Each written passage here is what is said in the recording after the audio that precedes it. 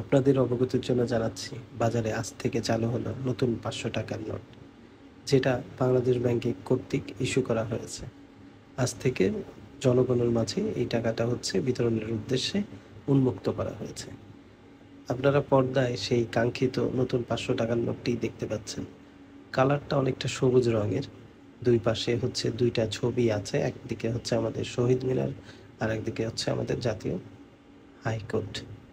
তো প্রথম দৃষ্টিতে টাকাটা আমার কাছে চমৎকার লেগেছে।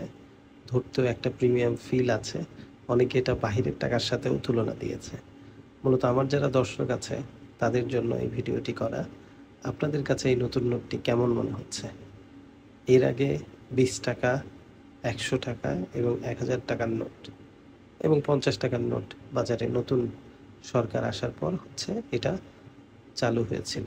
তো আজ থেকে নতুন ৫০০ টাকাও বাজারে উন্মুক্ত করা হয়েছে। কিছুদিন সময় লাগবে জনগণের একদম দ্বারপ্রান্তে যেতে। নতুন অবস্থায়